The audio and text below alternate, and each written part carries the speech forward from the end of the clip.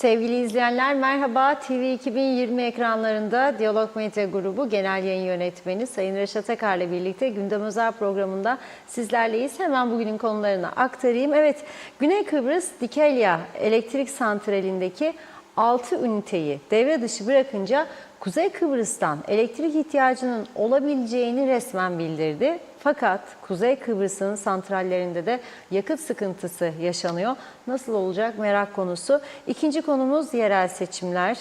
Evet, propaganda süreci tam gaz devam ediyor.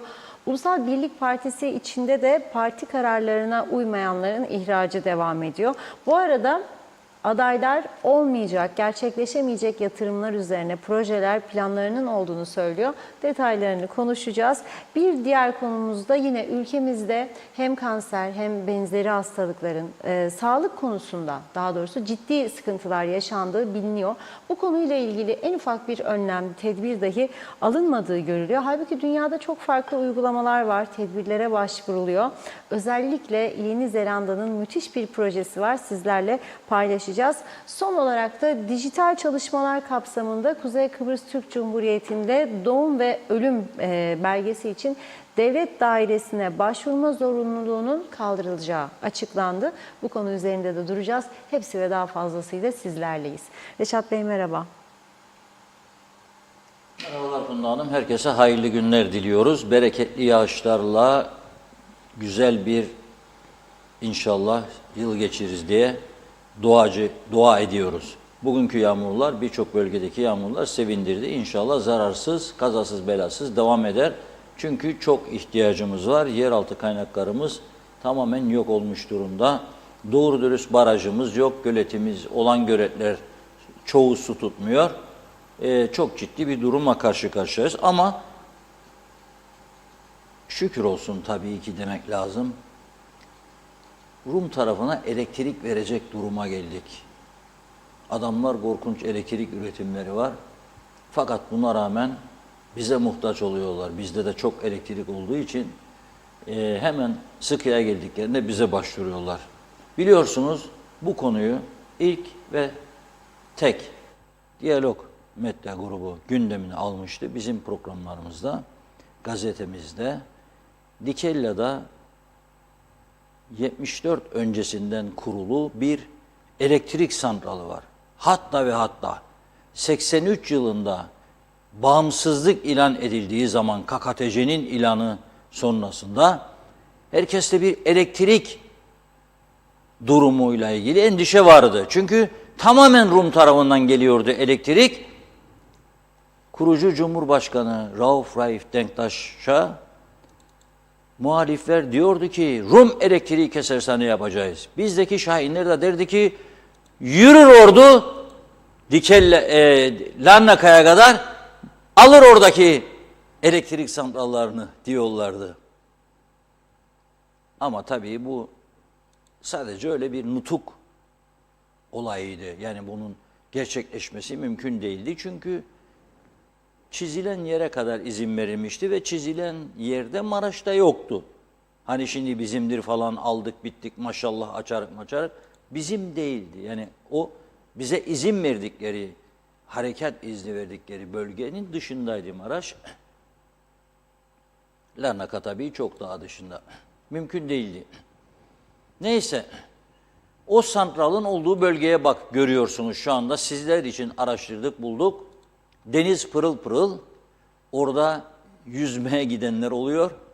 Yani kirlilik yaratmadığı halde bizim tekneciye göre demek istiyorum. Ve filtresi olduğu halde yine de eski santrallar olduğu için 10 tane ünitenin 6 tanesi devre dışı bırakıldı. Bugünden itibaren. Adamlar temkinli davranıyor ama olası elektrik kesintisine karşı, yani öyle bir kesinti olmaması için daha doğrusu bunun eksikliğinden dolayı ihtiyaç duyulması halinde kuzeyden elektrik isteyebileceklerini bizim elektrik kurumumuza resmen bir mail ile bildirmişler. Çünkü iki toplumlu komitenin bir anlaşması vardı. Sayın Akıncı'nın döneminde varılan bir anlaşma. Neydi bu? İki tarafın şebekeleri birbirine bağlandı. Onlar eksilirse biz onlara, biz eksilirsek onlar bize. Ama onlar hem pek eksilmedi. Biz eksildikçe, çok eksildikçe aldık. Bu yakıt krizi döneminde özellikle son 2 yılda günde 50-60 megawata kadar elektrik almamız devam etti Rumlardan. Yoksa tam karanlıklarda kalırdık. Şimdi Rum tarafı ihtiyatlı davranıyor. Diyor ki ihtiyacım olursa sizden isteyeceğim diyor. Bizim elektrik kurumumuzun yönetim kurulu başkanı Hüseyin Paşa da diyor böyle bir mail aldık onlardan diyor ama bize miktar bildirmediler diyor. Zaten diyor biz Güney Kıbrıs ile yıllardır elektrik alışverişi yapabiliriz diyor. Ve biz diyor tabii onlara elektrik vereceğiz diye halkımızı da mağdur etmeyeceğiz. Hesaplarımızı yapacağız. Ona göre ihtiyaçları olursa da vereceğiz diyor. Elektrik kurumunun çok hareketli eski bir yönetim kurulu üyesi vardı. Halkın Partisi kanadından girmişti Yusuf Avcıoğlu. Devamlı böyle elektrik meselesiyle ilgili sosyal medya paylaşımlarıyla dikkat çeken bir arkadaşımız ama kurumun içini de iyi biliyor. O da diyor ki kelin ilacı olsa diyor başına sürer diyor. Bu halbuki kelin merhemi olsa diye biliyorum ben bunu. Bilmiyorum siz nasıl hatırlarsınız? Kelin merhemi mi derler? Kendi başına sürer derler. Biz değil diyor ihale, adrese teslim doğrudan alımla bile yakıt sevkiyatını beceremedik. Yüzümüze gözümüze bulaştırdık. Sizde fazla varsa bize verin cevabını verdiniz mi diyor kendisine. Sizde varsa Roma fazla bize verin. Yoksa en iyisi ölü taklidi yapalım diye mi düşünüyorsunuz? Hayır bir de diyor vatandaşlardan hiç çekinmeden diyor bu açıklamayı yapıyorsunuz diyor. Daha dün gece diyor yakıt bittiği için Bodiri ile Aksa'dan yakıt dilenen siz değil miydiniz? Bodiri ne demektir biliyorsunuz? Şat bardakları var ya zivaniye onunla içidir. Dökerler böyle Bodiri derler Rumlar. Küçücük demektir. Bodiri kısacık demektir. Kısa. Mesela kısa boylu adamlara da Bodiri derler. Ve kısa adam derler. Demek ister Rumlar. Odur Bodiri, şat bardağı. Yani Türkçesiyle. Zivaniyayı döküyorlar hani böyle ya da böyle şat çekiyor, koyuyor. O bardak işte Bodiri'dir. Bodiri ile diyor. Bodiri de dediği bu. Bu küçücük tankerle bile yahut da ne bileyim taşıma deposuyla diyeyim yakıt alıyorlarmış dün gece Aksa'dan da götürüp döküyorlarmış Teknecik santralına ki ülke karanlıkta kalmasın. Aksa yarısını veriyor. Onun da üretim kapasitesi o kadar. Yarısını da bizim Teknecik üretiyor. İşte 74'ten bu yana geldiğimiz nokta bu. KKTC'nin ilanından bu yana da işte hesaplarsak 74'ten bu yana 48 yıl. 83'ten bu yana 39 yıl geçti aradan. Fakat bir türlü elektrik çilesi bitmedi, bitecek gibi de değil. O yüzden diyor ki elektrik kurumu yarın diyor Gazi Mausa ve İskele bölgesinde sadece ve sadece 5 saatlik elektrik kesintisi olacak. Normal. Yani normal özgür topraklarıma devletimiz var. İşte bak Cumhurbaşkanı yardımcıları geliyor.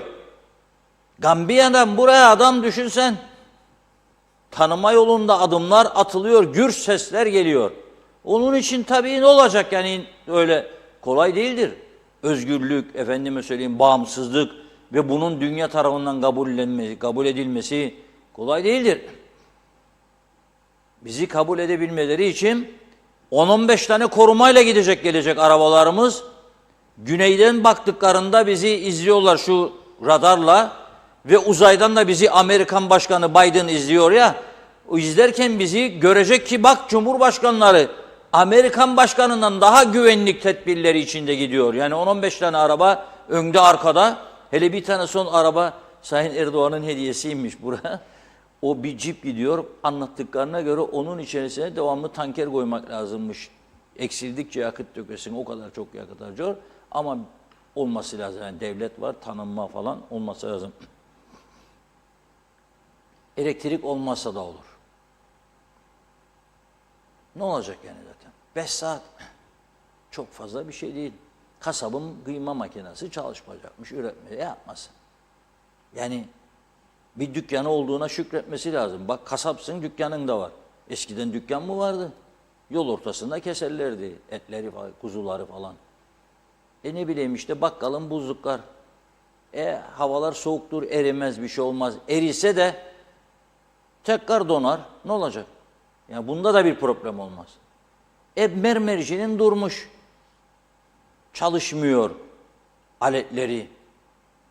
Kardeşim bu işe soyunduysan jeneratör alacaksın. Ülke ekonomisine katkı olsun, hem hareketlensin piyasa, ticaret, para dönsün. Hep cebe olmaz. Marangoz bışkısı çalışmazmış elektrikli. Sen de alacaksın jeneratörü kardeşim. Yani bir devlet kurduk, bağımsızlık var, tanınma falan. Mecbursun, bunu yapacaksınız. Şikayet etmeyin. Hiç. Yeni Boğaziçi Köyü, Halil Hamza Petrol ve Deri Fabrikası, Eski Tuzla Köyü bölgesi, Tuzla Girişi, Kartik bölgesi, Mor Menekşe Köyü, Mor Menekşe ağıllar, su kuyuları. Ah siz yedi Mor Menekşeler ha. Bir dünyaya bedelim dersiniz. Hadi bakalım ha, elektrik de yok. Su kuyuları, Yeni Boğaziçi Sanayi. Tatil yapın kardeşim yarın. Havada yağmurlu. Gidin evde kalın. Kalın evde, ne çıkacaksınız? Çoluk çocuk, hanım manım. Bir güzel kestane varsa odun sobasının üstüne kestaneleri koyun. Tamamdır. Ne gerek var? Mutluyaka, Korkuteli, Dört Yol Alüminyum Fabrikası. Ah kardeşim ah. Bu ekonomik krizde millet kan ağlıyor. Sen alüminyumu satıyorsun zaten. Dur. Tatile sok fabrikayı bir yıl. Murat Ağa Sandallar Atlılar. Alan içi. Ah katliamların bölgesi. Katliamlardan kurtulduk.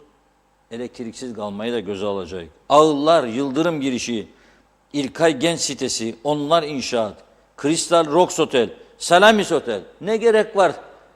Jeneratörleri çalıştırın. Turistlere yasaklayın klimalar. No klima, air condition diyeceksiniz. Niçin? Böyle güzel cennet bir adaya gelmiş, fırsat vermişik, tatil yapsın. Da bir de klima mı açtıracağız yani? Yok. Klima isterse gitsin Rumlara. Bizde yoktur. Karavan kampı. Zaten yazda değilik. Yeni Boğaziçi Köyü'nün bir kısmı, Bediz Plajı, Okul Yolu, Panayır Alanı, Eyva Cennet Restoran Bölgesi, Lions Garden, Dayu Beach Club ve Kültür Merkezi Bölgesi. Ne kültüre mi ihtiyacın var ya? Dünyanın en kültürlü insanları burası. O birkaç gün kapalı kalırsa bir şey olmaz. Long Beach, Sezar Apartmanları, Ötüken Köy, Aygün, Kuzucuk, Sınırüstü, Boğaziçi. Hiç sorun değil. 5 saat. Çünkü neden? O gördüğünüz küçücük depolar, su tankerci derlerdi onlara, eskiden bilmiyorum. Dolduruyorlar, benzini götürüyorlar. Aksan, iyi ki Aksan'ın deposunda var yani yakıt da gönderiyor. Şimdi iki tarafın farkını söylüyorum. Bir taraf Avrupa'da olduğu gibi ihtiyacım olursa diyor, buradan alamayacağını biliyor aslında. Bizi dinliyorlar, gazeteleri okuyorlar ama gene de ne olur ne olmaz sorumlu davranma meselesidir iş. Mecburdur. Sorulduğu zaman kendisine ne tedbir aldığınızda kapattınız bu 6 taneyi, işte alabileceğimiz tedbirleri aldık. Nedir? İşte eksilirsek Türklere nasıl biz verdik, belki bir miktar da ondan alırız. Çünkü çok eksilmeyecek. Ne kapattı? Delimizdi bu adamlar da bu 6 tane üniteyi bugünden itibaren kapattılar. Sendika kükredi orada. Grev yaparım falan dedi. Hadi dedi git yap. Hadi git yap dedi. Bizdeki gibi değildir. Yakarık yıkarık meclis binasına kamyonlarla girme falan. Yoktur orada öyle bir özgürlük. Olabilir mi? Avrupa'da olmaz. Bizde olabilir çünkü ilk ve tek ülkeyik dünyada. Dün bahsetmiştim. Burası bir farklı uzay üssü gibidir. 300 bin kişinin bitmeyen çileleri. 48 yıl geçti. Milyarlar dediğimde tele milyar demiyorum. milyarlarca dolarlık mal kaldı elde. Yendi içti. Bazı kişiler zenginleşti. Bazıları köşeyi 7.000 defa döndü ve dönmeye devam edenler var. Ama kurduğumuz devlet fakirleşti, fakirleşti, fakirleşti. Bunun tam tersi olması lazımdı. Ama olmadı. Sen eğer her sene seçim yaparsan, her 3-5 ayda bir hükümet ve üst kademe yönetimi, bakanlar, bakmayanlar değiştirirsen, bu ülke, bu toprak parçacığı diyeyim daha doğrusu, iyi bile duruyor böyle. Türkiye'nin zorlamasıyla. Türkiye'nin. Bazıları da 2'de 1'de Türkiye'ye küfreder. Bak açık bir şey söyleyeyim. Bugün desin ki tamam be kardeşim başınıza geleni çekin derse bu ülke 24 saat sonra yerle bir olur. Açık ve net söylüyorum. THY ve Pegasus'a durdurun Ercan uçuşlarını bir süre için teknik arıza falan filan deyin derse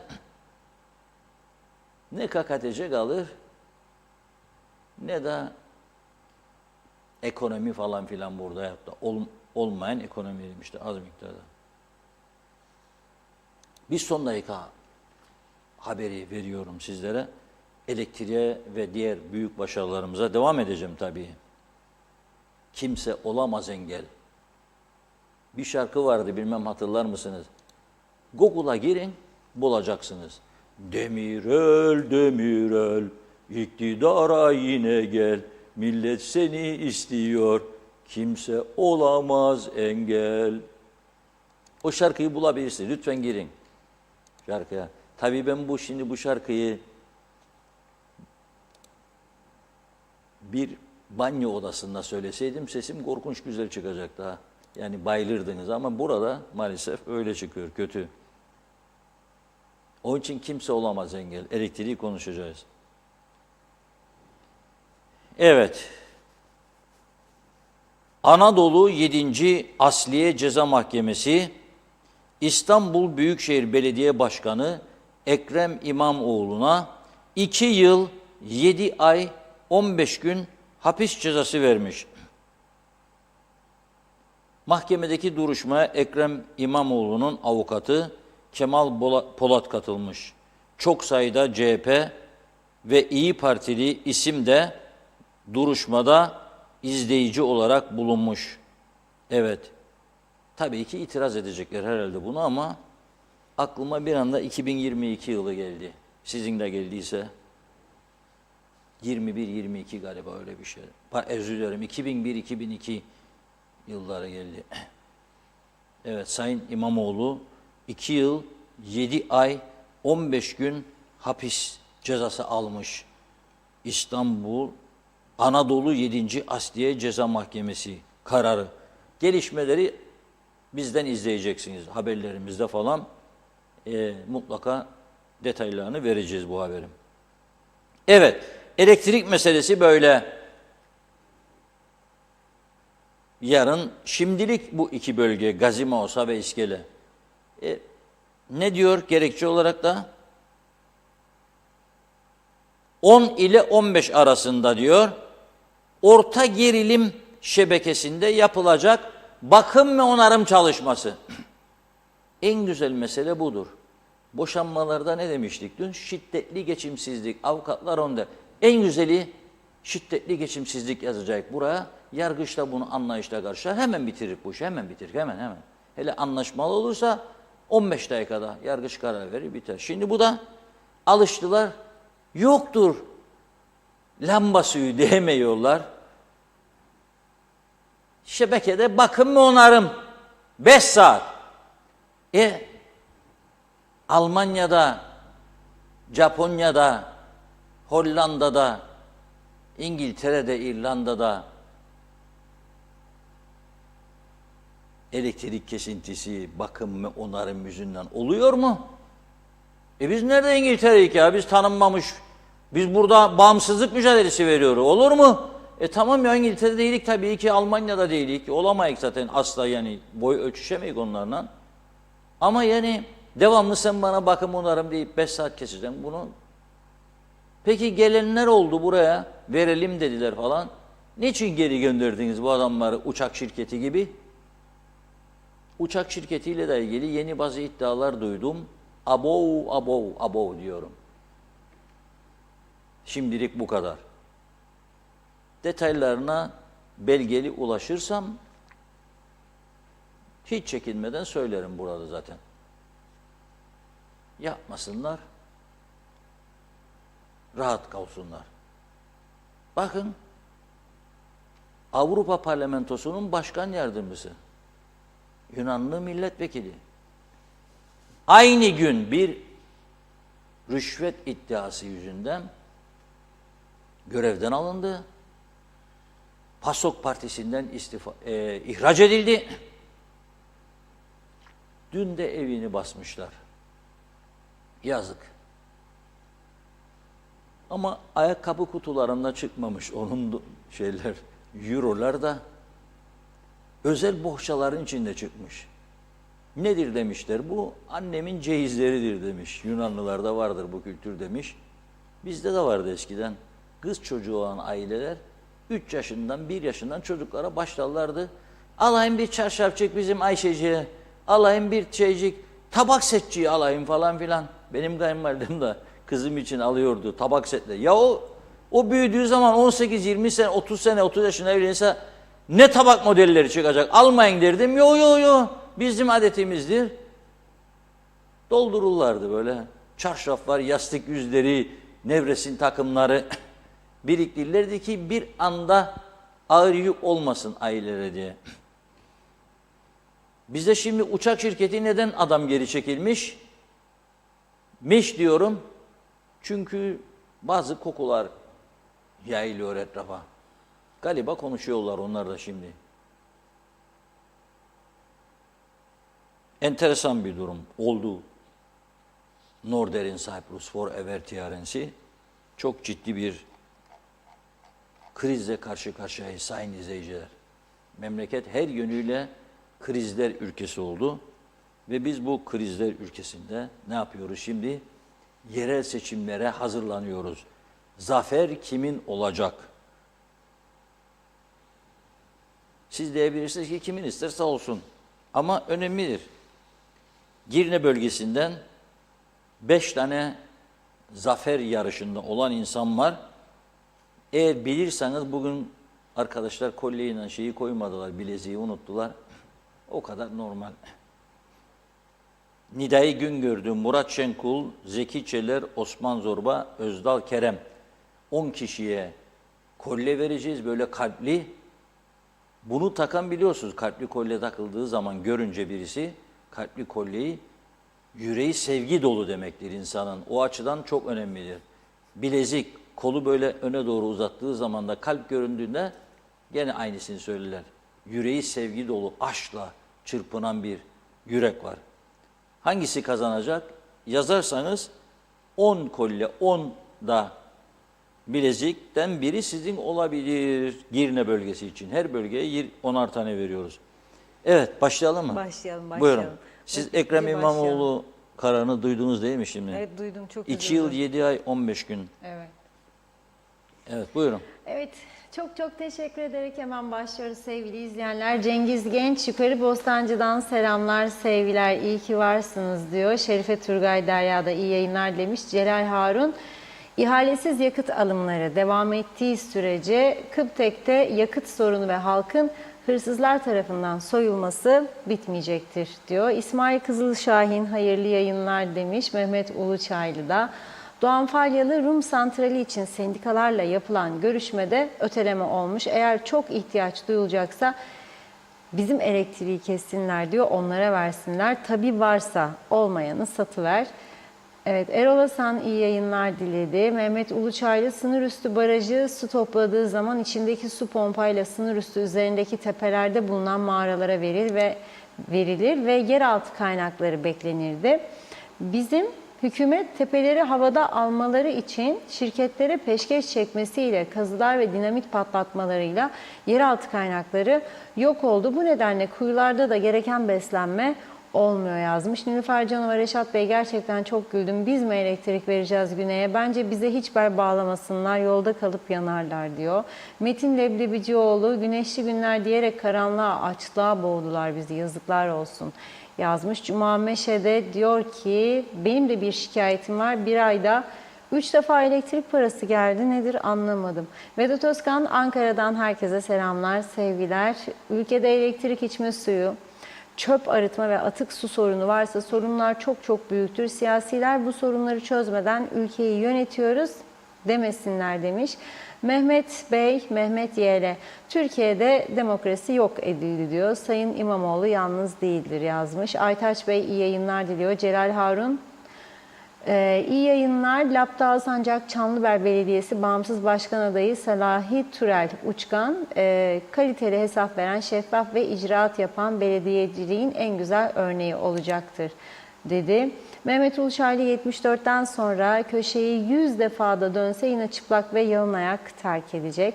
Ramazan Deniz, Kuzey Kıbrıs'a ne yapalım diyor. Kolay gelsin. Siz muhteşem ikiliye sağlıklı güzellikler dilerim.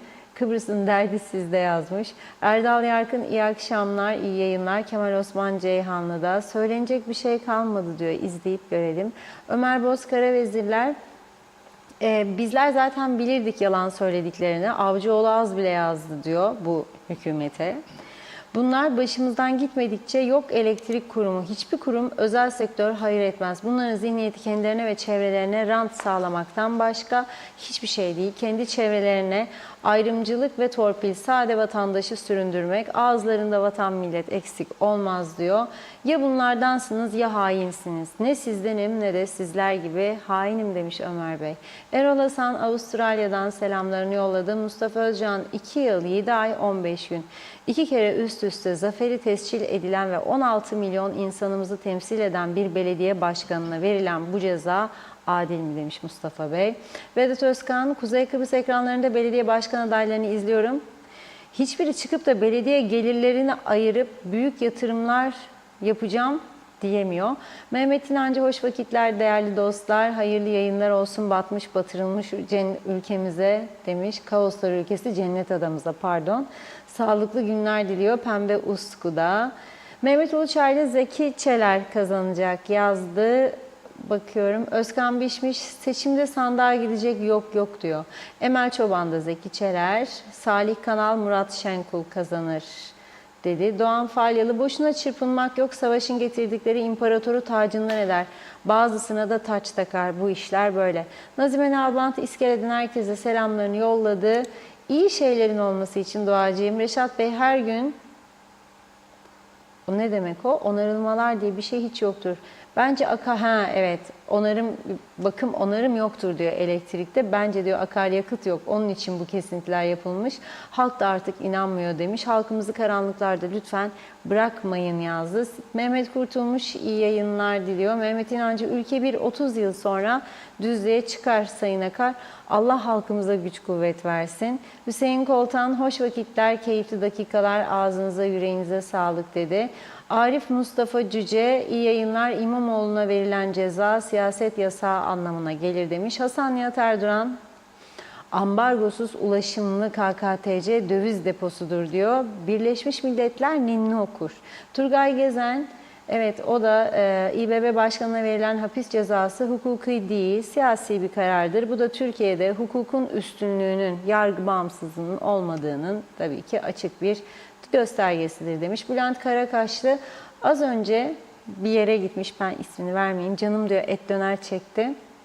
Kasadaki arkadaş, abi %350 zam geldi ete. Bir ay döner yapamayacağız dedi. Ne diyeyim bilemedim, selamlar diyor. Üstelik de bilindik bir yer orası. Mehmet Şenler de kolay gelsin demiş. Son bir iki mesaj. Hasan Nihat Erduran, Interconnect olacak diyor. Sonlara geçeceğiz dedi. Ve evet, zannediyorum tamamladık mesajları. Devam edeceğiz tabii ki. Reşat Bey buyurun. Evet, çok teşekkür ediyorum. Özelden yazan bir izleyicimiz diyor ki hani diyor et fiyatları ucuzlayacaktı diyor. Nerede vardır söylesinler gidip oradan alayım diyor. Şimdi bir izleyicimiz de Bülent Karakaşlı, siz yetişemediniz ona. Okudum galiba. Yeni düştü, ben öyle gördüm. Bana belki daha geç geliyor. Evet evet okudum işte. Benim marka biraz vermedim. ambargo koyuyorlar benim mesajlara. gelmiş. Uydudan izliyorlar beni. Biden demiş ki bu adamın mesajlarını biraz kısıtlayın. Çok mesaj geliyor. Fazla şey etmesin, öne çıkmasın diye. Şimdi diyor ki lavaşa gittim diyor. Canım et döner çekti diyor. Oradaki arkadaş demiş abi demiş ete %350 zam geldi. Bir ay önce biz de döner yapmayacağız demiş, artık karar verdik demiş. Ne diyeceğimi bilemedim diyor. Ben söyleyeyim. Ne diyeceğini bilemek değil. Şimdi tabii et döner dönemi bitince birisi paylaştı bugün, bir meyhaneci arkadaş. Kasapta görmüş.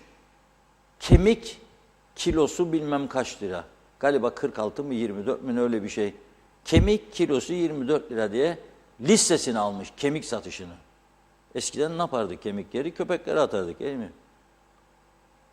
Ama şimdi kemik satışa çıkmış durumdadır. Et fiyatları nerede ucuzladı diyor. Ben bilmiyorum, ben görmedim, duymadım. Ucuzlayan varsa vardır. Bakmak lazım. Şimdi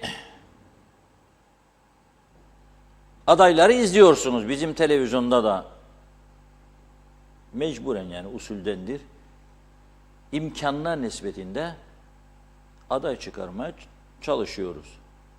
Tabii bazı partiler kendileri belirliyor hangi adayın çıkacağını. Yani Girne'yi mi öne sürecek, Değirmenli'yi mi öne sürecek, Mausa'yı mı öne sürecek, o karar veriyor. Ve talep eden yayın kuruluşuna diyor ki işte siz bize söylediniz 15 Aralık günü biz şu adayımızı gönderiyoruz size, ona göre onu alıyorlar. Arada bir tabii az çıkanlar oluyor, böyle normal. Zaten o kanal senin, bu kanal benim, ama o internet televizyonu, web televizyonu dedikleri televizyon senin, bu. Çok yoruyorlar bu adamları ya. Bakıyorum 7 kişi izliyor, 7 kişi. Ve onun için çırpınıyor, anlatıyor projelerini 1 saat. 7 kişi, zaten 3'ü orasıdır. 4 kişi için, 3 kişi için. Bu siyaset, bu sizin bu kültürünüz, bu ülkeyi yerle bir etti. Ey politikacı arkadaşlar, bugünkü yaşadığımız her şeyin sorumlusu sizlersiniz. Dün söyledim buradan. 64 milyon lira 2023 bütçesinde partilere ayırdılar. Bir öncülük yapın siz de ya. Şunu söyleyeceksiniz. Biz bu sene 2023 bu kadar ülke batmış durumdayken biz bu parayı istemiyoruz. Bu parayı ama şu maksatlar için kullanacaksınız. Ama aynı zamanda da biz bu adımı atarken, bu parayı istemezken siz de bütün bu örtülü ödenekleri kaldıracaksınız, korumaları da kaldıracaksınız. Ve bütün devlet araçlarını da satacaksınız. Bütün resmi hizmet araçlarını. Bakın o zaman nasıl olur bu ülke? Ondan sonra vatandaş kendi dayanışmasını başlatacak. Kendisi diyecek ki bakın yukarıdan başladı, biz de bunu yapalım diyecek. En azından evinin önünü süpürmeye başlayacak. Ben görüyorum artık birçok yerde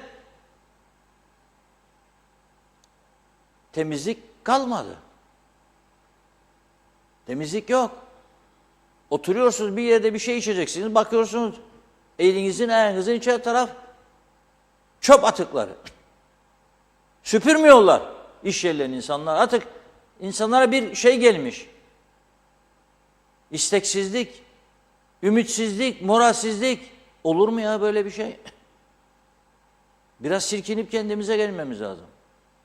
Ama öte taraftan asla olmayacak şeyler söylüyorlar. vaatlerde bulunuyorlar. En çok da üzüldüğüm nokta bakın. Bizim gibi küçük bir ülkede sakın o arkadaşlar yanlış anlamasın. Ben tabii ki sanat eğitimi almış ve çok değerli müzisyen arkadaşlarımızın değerlendirilmesini isterim. Ama yani ben bakıyorum Güney Kıbrıs'ta bir Cumhurbaşkanlığı senfoni orkestrası yoktur ya. Yoktur.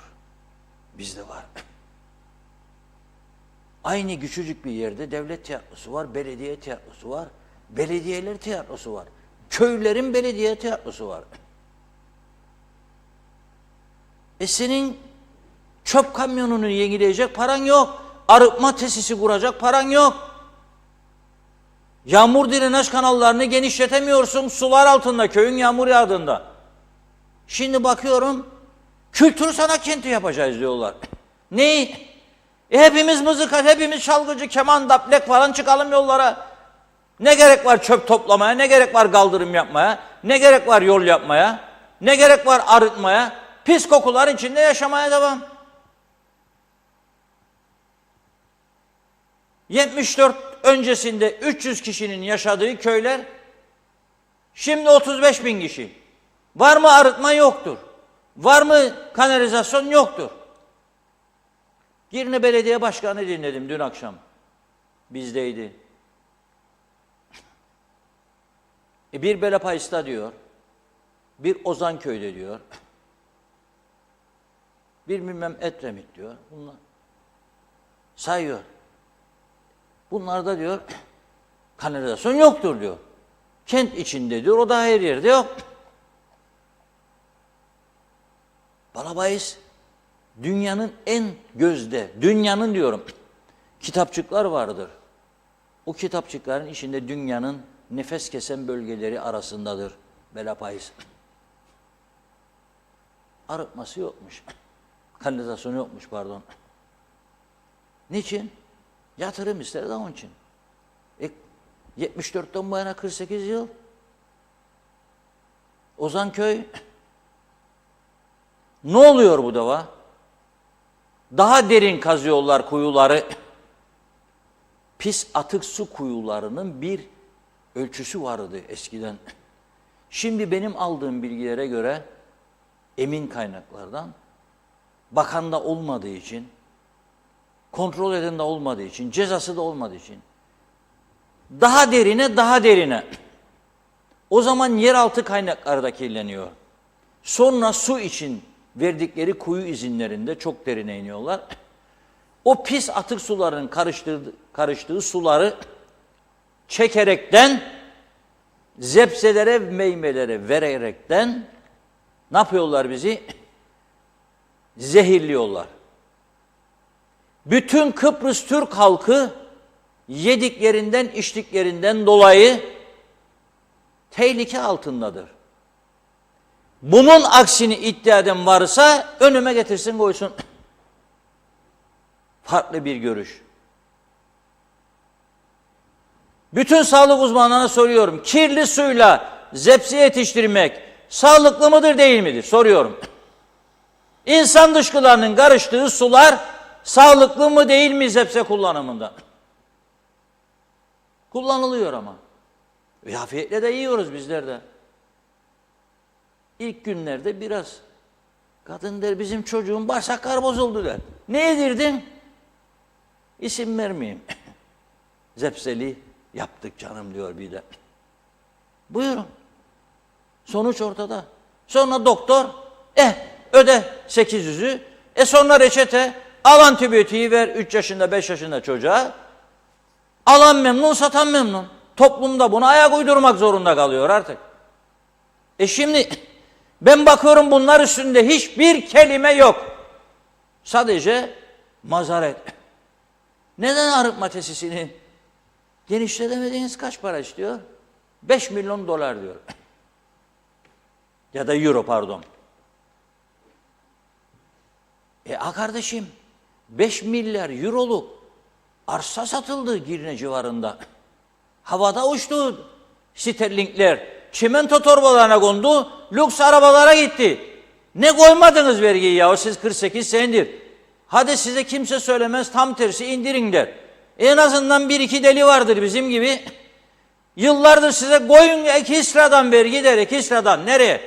Satışlara, Rum mallarının satışlarına koyun da bir miktarını taşınmaz mal komisyonu kullansın da ödesin gerçek mal sahibine parasını ki ahim davalarından kurtulsun Türkiye'de bizde. Bir kısmında işte böyle arıtmalara falan kullanasınız. Modern kentler yaratırsın. Daha fazla kültür, sanat, daha fazla o bu. Verin yapın. Herkesi bir bando takımı kurun, hepsinin içine alın bütün kent adamlarını, insanları. Başka işe gitmesinler. Zaten gerek yok. Su dairesi var. Bir sorun oldu mu DSİ karar verir diyorlar. Sen de adam bırakmadın ki orada onu görevden al, bunu görevden al. 40 yaşında 38 yıl üzerinden emekli ver, ikramiyeleri de 50 senede emekli maaşı ver. Nasıl ayakta duracaktın sen? Yahu zannettik yani dünyanın en akıllı insanları. Biz evet. Onun için diyorum burası farklı bir uzay üssüne döndü. Uzaylı bir farklı grup var burada yaşayan. Ve o şartlara hepimizi sürüklediler artık ne yazık. Onun için kusura bakmayın. Bir karar verdim ben de. Lefkoşa'dan Girne'ye helikopter seferleri başlatacağım. Bu da aday olacağım. Bir sonraki seçim belediye başkanı ama şöyle bir isim isterim bu belediye. Fuar Girne arası helikopter belediye başkanlığı. Çünkü bu seferleri ayarlayacağım.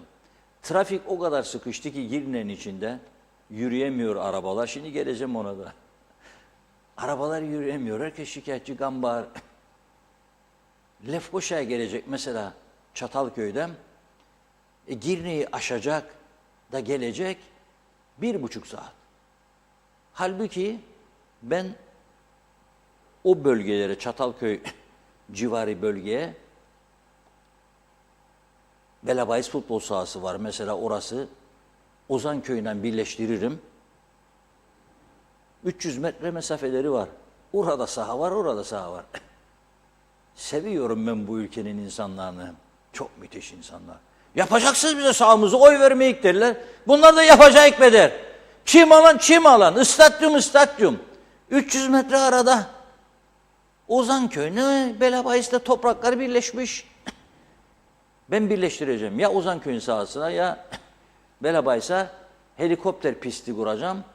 Fuar alanında boştur. Bana seneden seneymiş uluslararası sanayi fuarıymış. Ne uluslararası ya? Nereden çıktı uluslararası? Türkiye'den 3-5 firma getirirsiniz. Buradan da 3-5 kişi lokum, sucuk, mucuk falan filan orada kahve, çay bilmem ne. Yok durdurdum mu? Başka yer bulun. Akeme vardır. Atatürk Spor Salonu fuarın çok yakınında. Spor salonu bomboş. Orayı da fuar alanı yapabilirsiniz. Ben fuar alanına karar verdim. Oraya bir helikopter pisti. Basit bir şey. Bu konu hemen olur yani. Tüfekçi vardır Hüseyin Tüfekçi. Ona söylersem 5 günde yapar bu işi. 5 günde pisti yapar o tarafa da. Helikopter seferi başlatacağım. Millet gidip gelsin. İnanıyorsanız oy verirsiniz bana. Ben buradan ilan ediyorum şimdi ama bir sonraki seçime, daha şimdi değil, bir sonraki seçime bu projem hazır olsun. Efendim şehir içinde çok trafik sıkışıyor. Niye? Yeni duyuyorum bunları. Minibüsler yarışıyormuş Girne'de. O mu müşteri kapacak, o mu? Çünkü her gelen giden Ulaştırma Bakanı bu ülkeyi kimler yönetti? Ha, dikkat edin. Tam anlamak için çok güzel bir örnekti. Geldi, sen bize seçimde yardım ettiydin be Nuri diyor. İstem be minibüs, vereceğim. Var mı sorumluluğu? Var mı bunun bir cezası? Yok. İhtiyaç var mı yine? Ben vereceğim dedim. 2 tane isten 3 tane al. O gider 3 ay sonra 5 ay sonra Başka Ulaştırma Bakanı gelir. O da verir Mahmud'a. O biri gider gelir verir Osman'a. Şimdi o kadar patlama olmuş ki yarışıyorlar. Onun için durak murak yok. Bir yolcu gördü mü dururlar onun içine. Bak bak bak bak. Gel gel gel gel gel gel gel gel.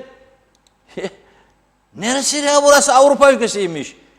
Da Girne'yi uçuracakmışlar falan filan. Yalan dolandan ibaret bir düzen kurduk bunun içine. Tamamen yalana dolana dayalı bir düzen. Tümümüz aslında hapistik. Başka ülkede olsak hepimizi tıkarlar içeri ama o kadar cezaevi yoktur ya. Neyse. Devam edeceğim.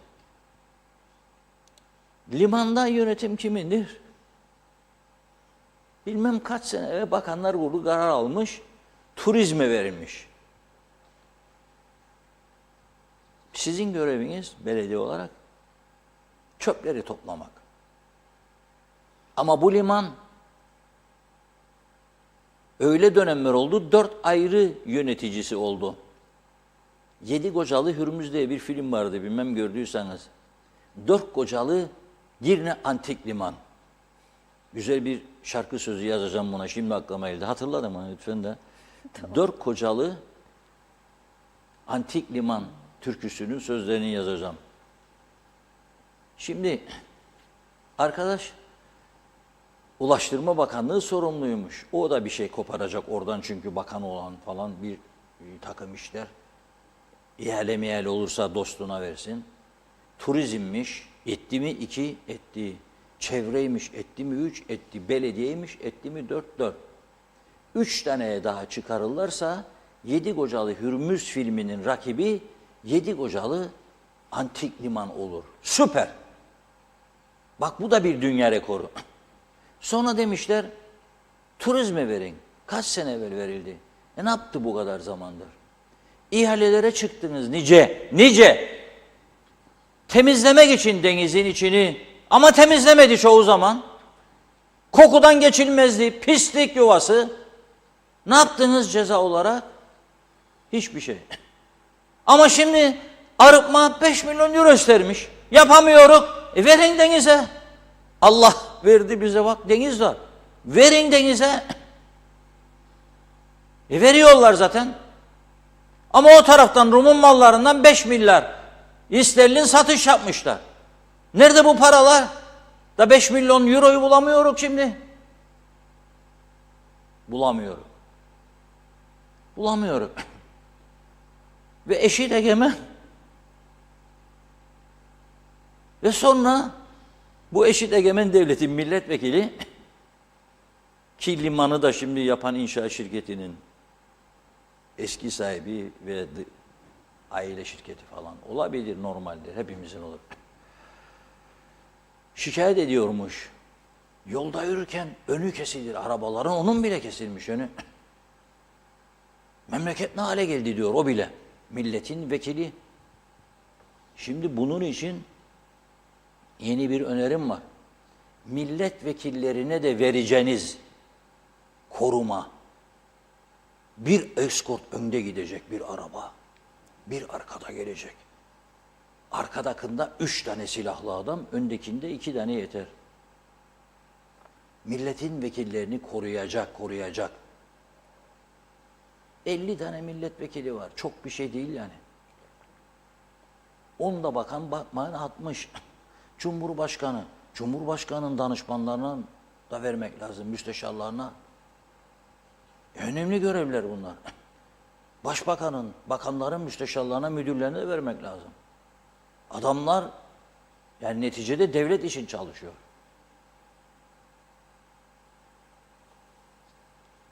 Ama öte taraftan tedbir almayacaksınız tabii giriş çıkışlar için falan. O da öyle. O taraftan gözümüzü kapatacaksınız böyle. Vallahi var mı böyle bir şey? Yoktur. Duymadım, görmedim. Sevsinler sizi diyorum, sevsinler. Ah ne güzeldi o bir şarkı vardı. Fikrimin diyor ince gülü, kalbimin diyor şen bülbülü. Bunlar da bizim ülkemizin şen bülbülleri oldu. Şen bülbüller oldu. Nereden aklıma geldi bu şarkı şimdi ya? Arkadaşlara rica ediyorum. Derhal bulunuz. Ne yaparsanız yapınız. Telif melif ödeyin. Şarkı biraz sonra gelsin ekrana ama şimdi değil. Acele etmeyin. Benim helikopteri bir daha getirin lütfen. En modern helikopterlerden birini ayarladım. Ve o helikopterle Allah kısmet ederse bir sonraki seçimlerde Fuar, Çatalköy, Ozanköy, Belafayız arası neyse artık oralarda tam keşif yapacağız o günlere kadar. Uçuş servislerimiz başlayacaktır. Ama bu arada tabii enteresan şeyler oluyor ha. Öyle bir büyüttük ki gözümüzde bu yerel seçimleri. Alt tarafı belediye seçimi. Zaten göstermelikten bazılarına bağımsız koyduk ama partimizin desteklediği bağımsız. Yahu adı bağımsız. Ya bağımsızdır ya bağımlıdır. Nasıl olur? Ama biz farklı bir tokat vuracak, dünyaya gösterecek ki bu ülke hem 3 ayda bir, 5 ayda bir seçim falan hem de çok farklı yöntemler. Çünkü %95 üniversiteli bir ülke. Var mı bize yan bakan yahu? Var mı bize yan bakan? Dabancalı ringolar cenneti. Bıçaklı çeteler ülkesi. Bıçaksız gezen yokmuş.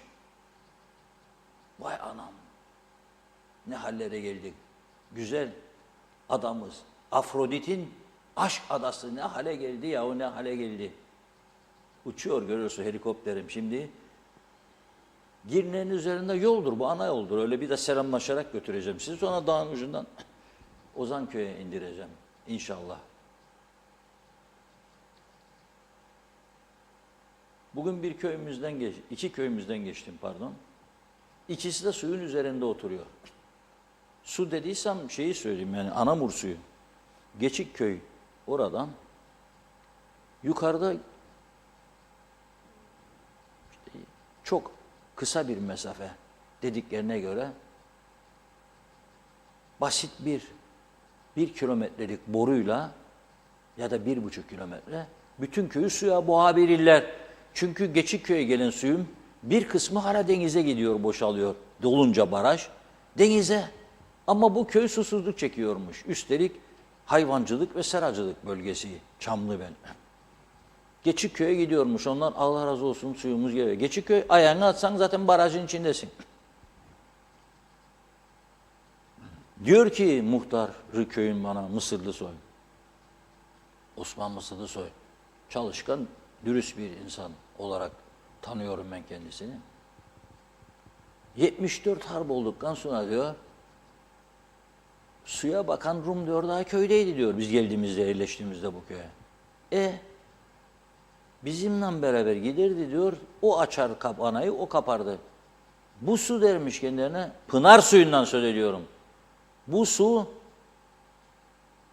size de yeter askerin ihtiyaçlarına karşılar. Türk askeri geldi oraya kamplar kuruldu. Ne zaman ki Rum gitti diyor o günden beri diyor biz susuzluk çekiyoruz.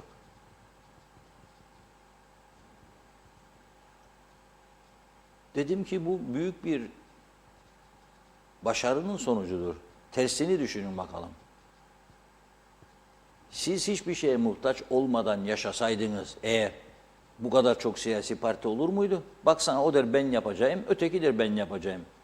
O der ki benim projem böyle, öteki der benim projem böyle. Biri turuncu proje, biri yeşil proje, biri kırmızı proje. Al gülüm ver gülüm, Northern Cyprus. Forever TRNC. Evet bu olduğu için durum da bu.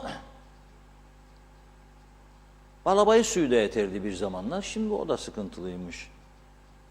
Neyse. Bunlar konumuz değildir. Bunlar geç bunları geç. Kim zafer kimin olacak? Öyle bir kılıçlar uçuyor havada ki İnanamazsınız. Hala bugün oldu. UBP içerisinde bu parti kararlarına karşı gelenleri kesiyorlar doğrudan. En son Kurbanlar Vadili bölgesi. Benim babamın köyü olduğu için gündem aldım. Yoksa bana ne köylerden falan diyecektim. Merhum babamın hatırı çok büyük. Nur içinde yatsın. Orada Vadili'de bağımsız aday olmuş Hasan Adahan. Şimdiki belediye başkanı da Adahan. Herhalde ya dedim oğludur ya kardeşi bir yakınıdır. Adahanlardan yani. Bağımsız mesela belediye başkan adayı oldu diye tabii UPP'li bütün aile UPP'li. Geçen hafta kendisini TÜK başkanlığından almışlar. TÜK nedir? Toprak Ürünleri Kurumu. Borç batağında. İktidara geldiklerinde demişler Adahanlar sizin katkınız büyük partiye. Seni toprak ürünleri başkanı yapacak. Makam makamdır. Hasan da kabul etmiş bu görevi. Ne zaman karar verdi? Belediye başkanı adayı olsun. Partiyi dinlemen Out demişler. TÜK başkanlığı gitti. Şimdi de örgütteki arkadaşlarıyla birlikte onları disiplin kuruluna vermişler. Buğra Tuğral, Durmuş Kolay, Derviş Adahan, Bekir Meşe, Raif Çeto, Dündar Gürpınar, Gökhan Bilge, Topel Menteş, İnci Menteş, Hasan Adahan. Tümü disiplinde. Ne suçu işlediler? Parti kararlarına karşı gelmek. Öyledir. Biriz diye slogan koydular daha önce. Biriz. Yani hepimiz bir olduğumuza göre parti kararlarına karşı gelmeyeceksiniz. Ünal Bey'in kılıcı keskindir. Bak ne dediyse yapıyor bugüne kadar. Vururum kılıcı dedi, vuruyor. Onun için Vadili'deki bu arkadaşlara da şimdiden geçmiş olsun dileklerimizi iletelim. Olur böyle şeyler. Üzülmeye gerek yok. Sonra gene düzelir. Bir şey değil. 25'i geçecek. Ne kaldı? 10 gün. 10 gün daha dişini sıkması lazım herkesin. 10 gün daha. Ondan sonra seçimleri bitecek. Allah kerim bakalım ne tür seçimleri konuşacağız. Biteceğini sanmıyorum. Durum bu noktadadır. Devam edelim mi yoksa yarına mı kalsın mesajların biri? Yok kalmasın. Peki buyurun o zaman. Evet hızlıca başlayalım sevgili izleyenler. Yücel Barbaros'ta kaldık galiba. Belediye başkan adaylarından vaatler gırla, inananlara acırım demiş. Hasan Nihat Erdoğan Solar tek çözüm yazdı. Duygu Zengin sizleri severek izliyorum sevgiyle. Çok teşekkürler. Mehmet İnancı bu mesajı okursam çok tehlikeli Mehmet Bey. Vallahi bizi de buradan alıp Ramazan Aslan da iyi yayınlar. Halk Meclisi ne zaman diyor başlayacak kolay gelsin. Osman Lord Elyeli, Lord Manav bereketli kuru yemişleri evlere servis başlatmıştır. 548 827 05 çift sıfırdan ulaşabilirsiniz. İyi yayınlar diledi ve diyor ki bonfile 500 lira olur mu demiş. Kuyruk yağı 150 lira. Kemik fiyat diyor. Şefikar Zorel iyi yayınlar diledi. Hasan Nihat Erduran o da kırmızı eti 2 aydır boşadık biz. Ucuzlayana kadar böyle balık tavuk idare ederiz. Şenol Tatlıcıoğlu iyi yayınlar diledi. İzzet Birinci Kaplıca'dan selamlar. Mehmet Uluçaylı 4 kişilik bir aile büftek yemek isterse kilosu 350 liradan. 1000 lira ister o zaman ancak vitrini seyredebilir. Nazime Nalbant ağzınıza yüreğinize sağlık Reşat Bey. Çok seviliyorsunuz. İyi akşamlar diliyor. İyi ki TV 2020'miz var. Hangi şeyi ucuzlattılar demiş. Eti ucuz yapacaklardı. Hep sözde kalıyor. Bari söylemeyin halkımıza gerçekleri ne oluyor diyor. Gerçekleri söyleyin ne olur demiş. Kaç hafta oluyor et bir türlü ucuzlamadı. Ne yazık ki demiş. Evet, Mehmet Uluçaylı bütün emekli olan kişiler oyalansın diye belediye orkestralarında şarkıcı oldu ama müzik bilgisi veya sesi diyor kötü diyeyim ya. Hiç önemli değil diyor. Maksat ses çıksın demiş. Doğan Falyalı, dilin ne söyler? Adam restorana yemek yemeye gitti. Restoran sahibi verilen siparişe karşılık adama param var mı diye sormuş. En pahalı menüyü seçtim de müşteri fiyatı ne kadardır diye sormuş. Restoran sahibi de demiş ki et olduğu için asgari ücret kadar, çok pahalı, kalsın madem öyle, başka zaman gelip yeni sipariş yaparım demiş. İsmet Ezel, belediyeler panayırcı, tiyatrocu, sporcu, konserci, sergici oldu. Evet, Kader Akyollar, benim eşim diyor Hale Hanım trafik kazası geçirdi. Hale Akyollar, sosyal yardım evliymişim diye alamıyorum diyor. Haberi de gönderdim. Yayınlanmadı demiş. Ben anlamadım diyor. Kocam özürlü maaşı aldığı için Hasan Taçoy maaşı bağlayamıyor demiş. Adalet bu mu diyor. Kocamın aldığı 7.900 lira benim ilaçlarıma mı yoksa evime mi yetişsin? Adalet nerede dedi. Sayar Eker, geri kalmışlığımızı kabullenmeliyiz. Mehterle gider, mehterle döneriz. Okka okka akıl satarız. Kendimize biraz saklamalıyız. Vedat Özkan, genelde KKTC'de siyasiler ülkeyi toplumsal değil, şahsi yönetiyor. Osmanlı Ortaeli ile Haspolat bölgesinde üretilen arıtma tesislerinin atık suyla üretilen ürünleri sağlıklı mı? Soya fasulyesi, mısır ve benzeri demiş. Celal Harun, torunum Cemre Harun, bugün senin doğum günün, iyi ki doğdun, hayatımıza girdin. Uzun, sağlıklı, mutlulukla dolu bir yaşam dileriz. Nice güzel yaşların olsun, seni çok seviyoruz. Büyük baban Celal Harun ve babaannen Şifa Harun demiş. Biz de tabii sağlıklı, mutlu, nice yıllar diliyoruz. Oral Beyaz, hayırlı akşamlar, kolay gelsin. Sayar Eker, trafik sorununu hala da gebedir diyor senelerden beri. Osmanlı Ortaeliyeli, Güzelyurt bölgesi sulak bölge, yerleşim yerinden uzak, çakıllı bölge, arıtmaya, içmeye yakın suyla sulanır. Doğal, lezzetli, sağlıklı. Denetim şart diyor. Her ürünü denetim yaparak satışa sunmak gerekir demiş. Ve diğer mesajında da Osman Bey diyor ki size herkes güvenir Reşat Bey. Aday olursanız herkes oy verir. Sizin gibi başbakan birisine ihtiyacımız var. Saygılar, sevgiler dedi. Zeliha Adaman, iyi ki varsınız diyor. Hasan Nihat Erduran, liman restore edilir turizm ve belediye tarafından yazmış. Evet, Osmanlı Ortaeli'de turist rehberiyim, İngilizce öğretmeniyim, turistik iznini istemiştim, vermediler. Yıllar önce 60 bin liraymış, her isteyene T izni veriliyor. 500 bin mi? Evet, 500 binine satıyorlar da daha neler. Atilla Geçer, Eskişehir'den selamlar, saygılar dedi. Bir iki mesaj okuyup ara verelim, yetiştiremeyeceğiz gibi.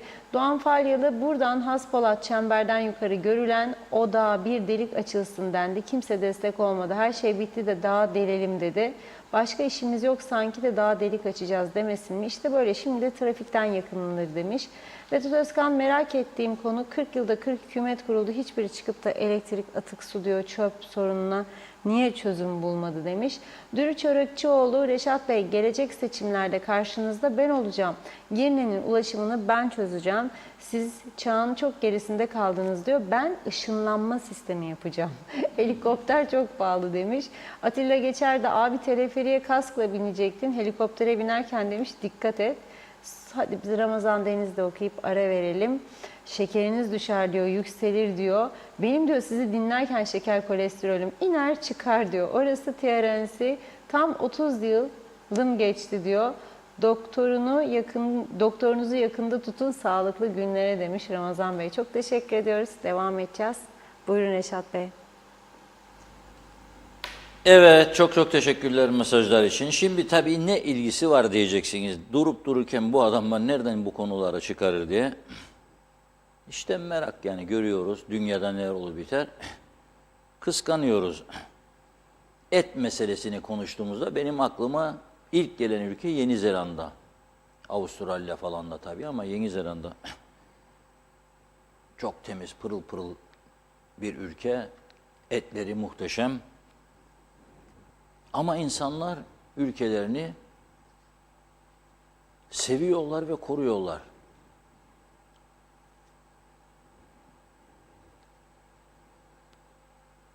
Üç yıl önce Yeni Zelanda'da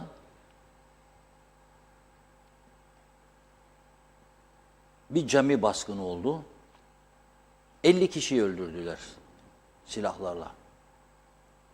O güne kadar o ülkede silah izinleri vardı ve çok sayıda insanda silah vardı. Bu olay yaşandığı için Yeni Zelanda'nın kadın başbakanı bütün silahları dedi toplayacağım. 24 saatte meclisten yasa geçirdi. 24 saatte. Bir hafta içinde de bütün silahları topladı. Kadın başbakan. Şimdi Yeni Zelanda gelecek nesilleri kurtarmak için bu gördüğünüz bayan da az önce konuşan Yeni Zelanda'nın Sağlık Bakanı'ydı. Sigarayı gelecek nesilleri kurtarmak için sigarayı yasaklayacak bir yasayı parlamentodan geçirmiş. Gelişmiş ülkeler Avrupa, işte Avustralya, Yeni Zelanda, Amerika. Tabii bir karar aldığında bizdeki gibi sabah kararı alıp gece uygulanacak öyle bir karar yoktur. Veya gece alıp sabah uygulanacak veya bir ay sonra veya bir hafta sonra. Yıllar koyarlar. 2008 yılından sonra dünyaya gelecek olanlar, 2008'den sonra dünyaya gelecek olanlar tütün ve tütün ürünleri satın alamayacak. 2028 özür dilerim. Şimdi 2028'de doğdunuz. 20 sene sonra 20 yaşına geldiniz. Alamayacaksınız. Ver bir paket sigara oradan yasak diyor.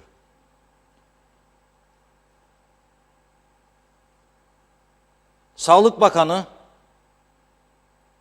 Ayeshka Veral sigarasız bir gelecek için diyor bir adım atmış olduk diyor. Bu adım diyor sadece daha sağlıklı yaşam sürdürmek için değil diyor. Sağlık sistemimiz için bir tasarruf olacak diyor. Çünkü biz diyor bu sigara içenlerin hasta olmasından dolayı devlet olarak büyük paralar harcıyoruz. Sağlık Bakanlığı tedavi etmek için bunları diyor. Ve diyor 3 milyar 200 milyon dolar tasarruf edecek diyor bu projeyle, sigaradan. Ülkede yetişkinlerin sigara içme oranı da oldukça düşmüş Yeni Zelanda'da. Buna rağmen bu kararı alıyorlar. Geçen yılın aynı döneminde %9.4 olan sigara içme oranı bu yıl %8'e kadar düştü diyor. 2025'de diyor %5 seviyesine düşürmeyi hedefliyoruz. Evet, durum bu noktadadır. Daha fazla bazılarını üzmemek için bir şey söylemeyeceğim de. Yani sigara propagandası yapmak gibi alışkanlıklarımızın olduğunda söylememe gerek yok ama söylemeyeceğim işte. İçimde kalacak. Olur mu ya böyle bir şey? Sigara korkunç bir alışkanlık ve hiçbir tedbir yok. Ve sigara yüzünden kanser olanlara senin paran yoktur. Buna rağmen büyük paralar harcıyorsun. Büyük paralar harcıyorsun. Tedavi etmek için. Ve insanlar genç yaşlarda hayatını kaybediyor. 50, 55, 60 genç yaş sayılır artık. 70, 80, 90, 100. Sigara yüzünden hayatını kaybediyor insanlar. Tabii diğer etkenler de birleşince daha çok kanser patlaması oluyor. Kuzey Kıbrıs Türk Cumhuriyeti'nde ben bugüne kadar sigarayla mücadele konusunda tek bir hareket görmedim. Tek bir hareket, tek bir karar, tek bir adım. Fiyatlar da güneye göre oldukça aşağılarda. Şimdi sigara terk edecek. Ne konuşuyor ya? Bir zam yapacaklar da yandık falan. Ben de cevabım şudur. Lütfen sigara içmeyiniz. Sigara öldürücüdür. İçmeyiniz. İçerseniz de ödeyeceğiniz yüksek vergi. Senden alacağı parayla sağlık sistemini güçlendirsin bari. Tabii yaparlarsa. Bunlar ne yapar? Bunlar aldıkları bütün paraları İstiklal Fonu diyerek Rumlara satarlar benzini, alırlar parayı, bize de satarlar tabii. Dönerler maaşlara kullanırlar. %200 bir zam, partilere yardım, demokrasi olduğunu göstermek zorundayız. Ve bu ülkenin dünyanın en demokratik ülke olduğunu, yol yok, sokak yok bir şey değil, sanat ve kültüre verilen önemi göstermek için her yer kültür sanat salonu olması lazım. Sendika daha çok. Kamu sektöründe 7, 8, 10 sendika varmış. 100 olması lazım, 200. Anayasa diyor zaten, sendika yöneticileri diyor gitmeden de olduğu yerden kendi iş yerlerine çalışıp maaşlarını alabilirler diyor. Bu anayasaya sarılın siz. Dünyanın en demokratik anayasasıdır. Hiç değiştirmeyi düşünmeyin. Ama gün gelecek bizi değiştirecekler. O zaman da bağırmayacaksınız. O zaman da bağırmayacaksınız. Özgürlüğümüz gitti, özgürlüğümüz falan filan. Sen istedin. Bu tabii benim fikrimin ince gülüdür. Bilmiyorum. Sizin gülünüz farklıysa. İnşallah bulmuşlardır o şarkıyı. Böyle yapayım bakayım. Böyle bir tık dedim de gelirse buldular demektir. Allah'ı gelmesin.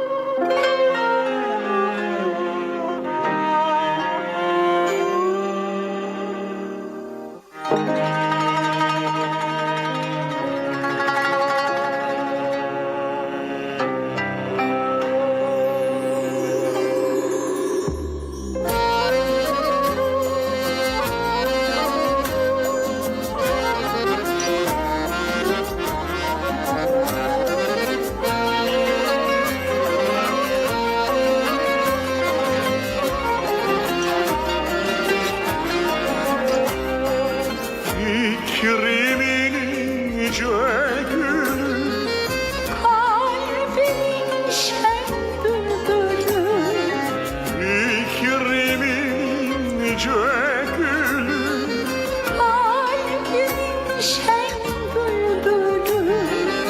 o günkü gördüm seni, yaktın ah yaktın beni. O gün ki gördüm seni, yaktın, ah yaktın beni.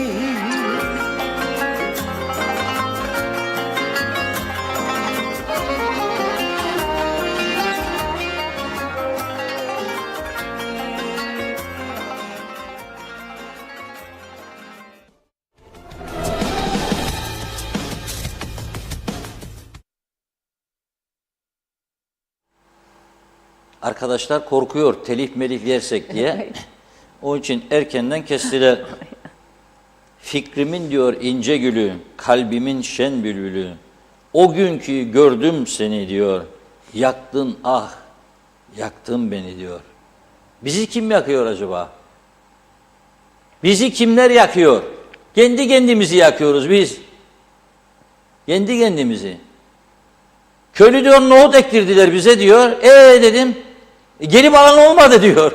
Ne yaptınız nohutları dedim. Çok yemeğin gaz yapar. Yani bugün öğlen nohut, yarın öğlen nohut. Ondan sonra gaz deposuna dönersiniz ha dedim. Yok zaten dedi söktük attık dediler.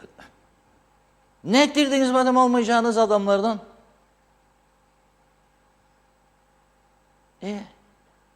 Öyle olmuş. İnşaat izni veriyorsunuz devamlı. Yerel yönetimler seçimine hazırlanıyoruz. Zafer peşinde koşuyoruz. Ne veriyorsunuz bu inşaat izinlerini bu kadar madem ki altyapı yok, kanalizasyon yok, arıtma yok? Ne zaman olacak bizim arıtmamız? Ne zaman olacak kanalizasyonumuz? Onu bil vallahi Allah falan filan. İnşallah maşallah. Her soruyu sorduğumuzda da bir mazaret, bir dokun bin işit. Ah ah ah ah ah ah ah diyorlar. Ya mesela bu bahis meselelerini falan bir yasaya bağlasaydınız, kaç senedir konuşuluyor. Yasa dışı bahis. Bekliyorsunuz, Türkiye hareket ediyor. 808 milyon yasa dışı bahisten el koymuş. Türkiye İçişleri Bakanı'na düştü, bu görev açıkladı. Malta'dan diyor, yavru vatan Kıbrıs'a uzanıyor diyor. Şimdi alın yasa altına, toplayın vergisini, devlet kontrolünde olsun işler. Devlet kontrolünde olsun. Bakınız, yine Güney Kıbrıs'tan söz edeceğim. İstesem de istemesem de, içim yansa da yanmasa da mecburum. Biz antik limanı konuştuk ya, 4 tane falan 7 olsun dedik, 7 kocalı Hürmüz yerine 7 kocalı antik liman. Arkadaş, antik limanı özelleştirsinler diye bir laf söylense, söylendi de yani, belirli kesimler vardır, yaparlar böyle. Ne yapıyorsun? Üzerimize mi saldıracaksın? Olamaz, peşkeş çekilemez bir limanlar diyorlar. Yapma be. Avrupa'ya oy verdin sen, önde gittin, ateşler yaktın. Ateşleri sen yapmadın mısın ya Avrupa'ya diye. Avrupa o taraf hep özelleştirildi. Larnaka Limanı özel, Limassol Limanı özel, Ayia Napa özel, hepsi özel. Mısırlı çalıştırıyor Limassol'u, Mısırlı çalıştırıyor Ayia Napa'yı, Larnaka'yı çalıştırıyor birkaç uluslararası şirket ve bir Kıbrıs tescilli bir şirket kurmuşlar. Bugün okudum. Okurken dedim ki yanımda bulunan Derya Hanım'a, bana bir ıslak mendil getir dedim. Niçin dedi. Gözyaşlarım akıyor dedim. Görmüyor musun? Sileceğim dedim. Ne oldu dedi. Dayanamadım dedim. Mutluluktan ağlıyorum. 1 milyar 200 milyon euro ek proje sunmuşlar. Republic of Cyprus Government, Rum tarafına. Bu limanı genişletelim de daha büyük gemiler gelsin. Hep Leymos'un olmaz demişler. Larnaka'ya da gelsin büyük gemiler. Sadece yatlar gelmesin. Havada kapmış Rum hükümeti bunu. 1 milyar 200 milyon euro daha gelecek. 2022 yılı bütçemiz 800 milyon euroydu sadece aşağı yukarı. 800 milyon. Bütçenin üzerinde sadece bir yatırım Larnaka'ya.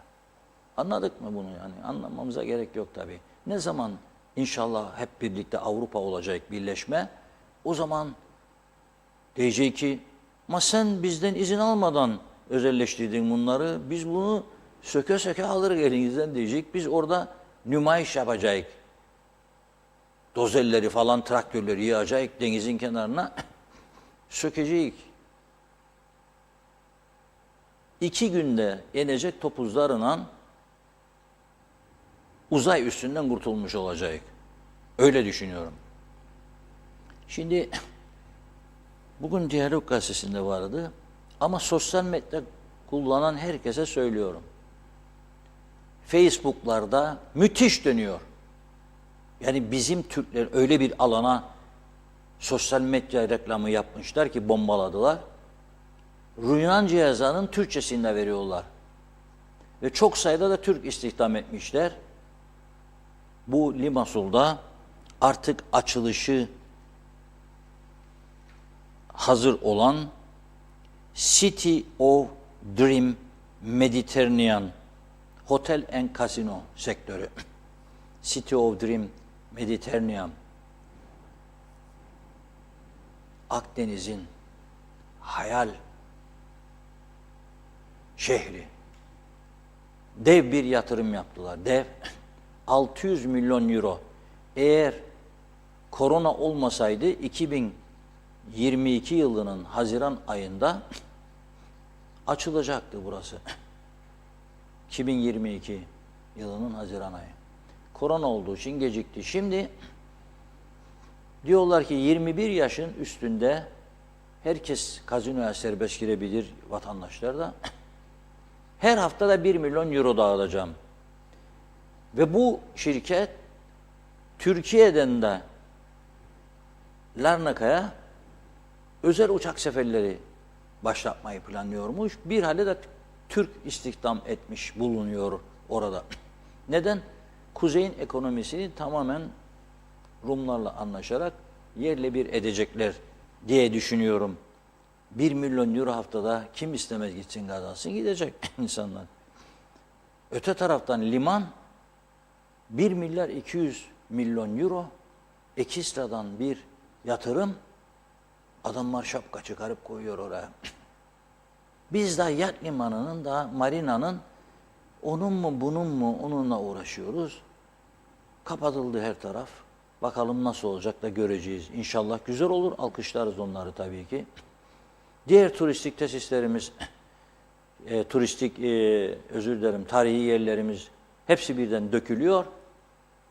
Ve biz de uzaktan bunları seyrediyoruz. Az önce otobüsler geldi ekrana, gördünüz değil mi? Otobüsleri getirdi arkadaşlarımız. Bu otobüsler bir Çin şirketine ait. Toplu taşımacılığı da bu delirmiş Rumlar, yani çağın çok gerisinde kaldıkları için kalktılar, otobüs işletmeciliğini Çinlilere verdi. 120 tane 0 kilometre toplu taşıma aracı getirdiler. Ve bu 120 tane toplu taşıma aracıyla bu insanlar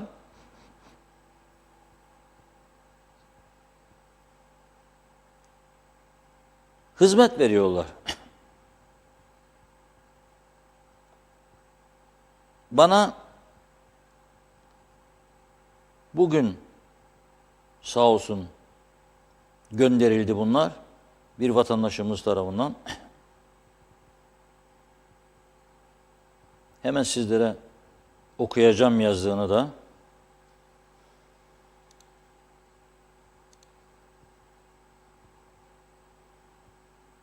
Şöyle diyor.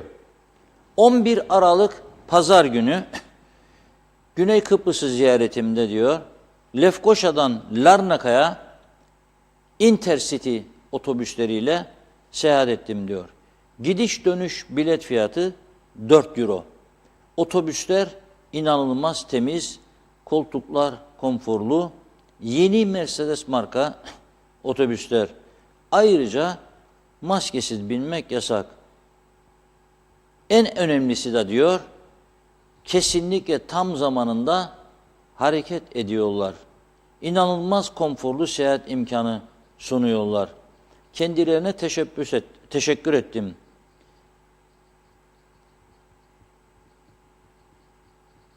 Evet ve size gönderiyorum diyor. Kalkış saatlerini bildiren tabelası da var.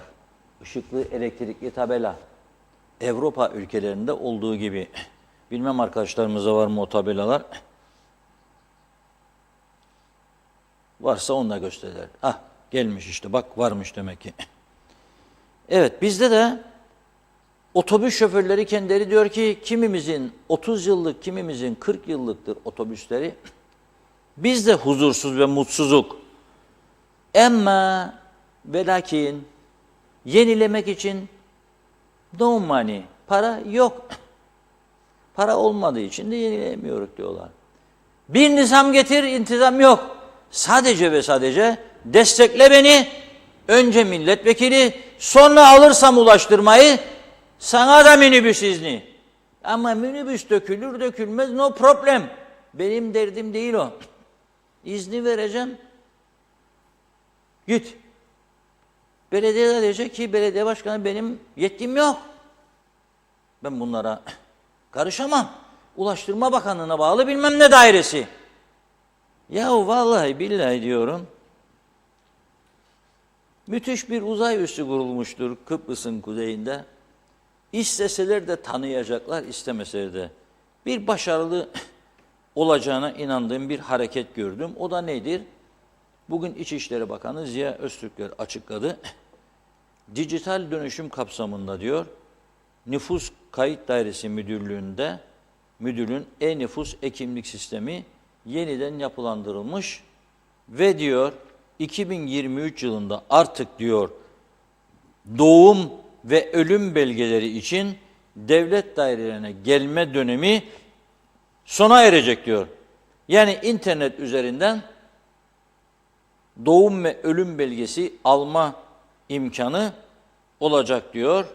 2023 yılında hangi ayında olacağını söylemedi ama 2023 ayı içerisinde olacağını söylüyor. İnşallah maşallah diyorum olur. Çünkü bu çok büyük bir ihtiyaçtır diye düşünüyorum. Vatandaşlar devlet kapılarına gidip gelmekten yoruldu zaten. İşini bırakıyor, gidiyor doğum belgesi alacak. İşini bırakıyor ölüm belgesi. İşini bırakıyor gidiyor kimlik. İşini bırakıyor gidiyor ruhsat. O da memur bulursa ruhsatı çıkaracak, para alsın. Memurumuz bugün izinlidir. Gidin de yarın gelin. Be kardeşim ben bilimin kaç kilometrelik yoldan geldim sana. Ben anlamam. This is TRNC forever. Anlamam diyorum. Yoksa yoktur, varsa vardır. Ben de diyorum 200 bin daha memur alın. Pardon 202 bindi. 18 yaş üstü 202 bin. İşte zaten 15 bini emekli, 15 bin daha çalışan, 30 bini de düş. Geri ne kaldı? 90 bin, ne? 190 bin, 180 bin. Alın hepsini memur. Rica edin Türkiye'den, rica edin. Deyin ki biz 11 yıl çok sıkıntı çektik, açlıklarla boğuştuk, 63-74. Kolay mıydı falan filan deyin. Biraz da benim yukarıda olduğu gibi birkaç damla akıdın. Duygusallık çok önemlidir. O zaman Türkiye diyecek ki tamam ordu var orada. 40 bin asker her ay zaafları gezip dağıtsın. Bakın keyfinize. Lükus hayat yan gel keyfine bak diyor. Biz de öyle yapalım. Biz de burada her gün konuşma zorunda olmayalım. Başkası gelsin yapsın işleri. Çöpleri de toplasın. Limanı da temizlesin. Daha başka bir arzumuz olan ne vardır isteğimiz? Buyurun söyleyin. Lokma şam işi onu da yaparlar hiç merak etmeyin. Yani lokma şam işi biz isteyecek de bizi ana kıracak mı? Mümkün değil. Onu da yapar. Evet Tunla Hanım. Evet, mesajlara. Son mesajlarla tamamlayalım. Sizin bugün uykunuz yok ama ben çok uyukladığım için erken bitireyim gidip uyuyayım diyorum. Evet, Sayaraker'de kaldık. Lefkoşa Girne treni daha makbul olur diyor. Bir de bedava olursa demiş. Abi Hüseyin çok güzel bölge seçtiniz. Ozanköy, Çatalköy, Esentepe, Bahçeli, Alagade, Kıbrıs'ın kanser yatağı. Eğer diyor korkmayın diyor doğruları anlatın halka demiş. Ecevit Aksu şimdiden hayırlı olsun Reşat abim. Bilet fiyatları uygun olursa seviniriz dedi. Özkan Bişmiş, hükümetin işi içeride olan yabancıları sürekli kontrol altında tutmak zorunda. Ufuk Yücetürk de hayırlı olsun diyor. Reşat Bey adaylığınıza tam destek. Özkan Bişmiş, UBP'nin işi aynı diyor AKP. Hüseyin Kaya Erdal, Çamlıbel'in deposunda şu anda taşan tonlarca su Geçitköy Barajı'na gidiyor. Bilen yok mu o bölgede, yazık günah demiş. Mehmet Kani Ergüven, UBP parti değildir. Onlar tamı tamına bir saadet zinciridir dedi. Osman Ortaeli'li üretici battı, esnaf battı, halk alım gücü düştü. Toprak ürünleri kurumu patates, tohumluk getirirdi. Geçen sene 310 liraydı. Bu yıl kaç lira olacak acaba diyor. Osman Mene iyi akşamlar. Sertaç Kastambo, ne yapacağız bu hayat pahalılığını demiş. Soner Sabiler çok fazla kalmadı. Yakında diyor torunlarımız Kuzey Kıbrıs Türk Cumhuriyeti'ni sadece haritada görecekler. Yazık. Huzurlu akşamlar diledi. Hasan Nihat Erduran kanserin çaresi Enterconnect ve Solar'dır. Gerisi boş diyor. Murat Ayes yılbaşı yaklaşıyor. Asgari ücretle ilgili hiçbir açıklama yok. Herkes düşmüş seçim derdine. Bu sandık onları da düşünür dedi. İsmet Özel artsın eksilmesin yazmış. Oral Beyaz şarkı mükemmel. Ben de neyimle eşlik ettim, ne güzel. Evet, Hasan Nihat Erduran, gümrük fon vesaire hep maaşlara gidiyor. Oradan çarşıya düşer. Özel sektör, esnaf geçinir diyor. Bu ambargolu ulaşımsız ülkede çark böyle döner demiş. Çağatay Donlar helal olsun Yeni Zelanda hükümetine sigara satışı konusunda yaptığı kısıtlamadan dolayı halkına değer veren ülke buna değinir. Şevket Tacar belediyemize duyurun güneyde kalmış mezarlıklarımız veya kuzeyde kalmış Rum mezarlıklarının tadilatı için Avrupa Birliği hibe para veriyor. Lütfen ilgilensinler. Ali Tener Kocan o zam yağmuru devam. Bugün yumurta tavuk ve ilaçlara zam geldi. Koşun diyor bunlara oy vermeye. Mustafa Özcan, Ekrem İmamoğlu kürsüde demiş. Hasan Nihat Erduran, oyumuzu BM, AB hariç Türkiye'ye verelim bize yeter diyor. Biz bizeyiz. Gerisi bizi batırmaya yeminli. Bunu anlayıp birlikte mücadele etmezsek bu pasta ambargolarla büyümez. Tek gerçek budur. İsmet Sencer de harikasınız demiş. Şevket Tacel, çağır Mahmut Reşat, çağır diyor Mahmut Reşat Bey, belki duyar diyor. Fevzi Mehmet Çağoğlu iyi yayınlar dedi. Gönül Gültekin'de son bir iki mesaj var. İyi yayınlar demiş. Gaye Gök, doğum ölüm belgesi internet üzerinden alınacak da ondan önce ne oldu acaba? E-Devlet hani ülkeye giriş çıkış kontrolü, suçlar artmaya devam diyor. Yıllardır kaçak kalanlar suç işliyorlar diyor. Suç işleyince ancak kaçak oldukları anlaşılıyor. Önce buna bir dur desinler demiş. Evet, Osman Lord Elyeli Diyalog Gazetesi Güzelyurt bölgesinde bulamıyoruz diye yazdı. Duygu Zengin, ülkemizde turizme dair hiçbir tanıtım yapılmıyor. Ne yazık ki dedi. Evet, zannediyorum tamamladım mesajları. Evet, çok çok teşekkür ettik. Reşat Bey, son eklemek istediğiniz. Evet, şimdi tabii son, Deyince. artık son söz diyeyim. Programın başında söylemiştim, milletvekilleri de şikayet ediyor. Araçların önü kesiliyor, durduruluyor, şiddet girişimi falan filan. O kadar patladı ki bu iş, polisin bu mevcut kadroyla bu işlerin üstesinden gelmesi çok zor. Canla başla çalışıyorlar, takdir ediyorum. Ve kısa sürede de aydınlatıyorlar, kolay bir iş değil. Ama kadrolarının ve teknolojik olarak ihtiyaçlarının karşılanması lazım. Dün akşam mesela bir haber geldi, yine üzücü bir haber. Artık böyle program sonrasında gazeteyi toparlamaya çalışıyoruz falan. Mausa muhabirimiz Hüseyin Çiçek bildiriyor. Reşat Bey diyor, yine diyor bir bıçaklama olay oldu. Ne oldu oğlum Hüseyin dedim. Gazi Mausa'da 50 yaşındaki Aziz Canlı, adamın adı Canlı ama adamın canını alıyorlardı, düşünün. Canlının canını alıyorlardı. Mesele ne? Öğreneceğiz mahkeme haberleri geldiği zaman.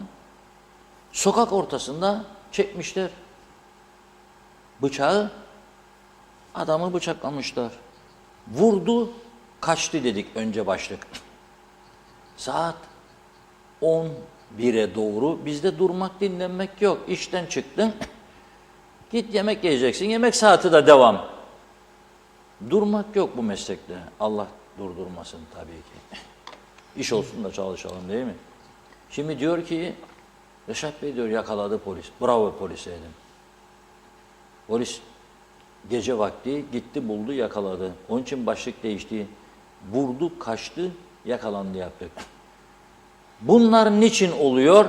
Hep birlikte düşünelim ve hepimiz de köyümüze, kentimize, kahvemize, lokantamıza gelen siyasileri karar almaya teşvik edelim.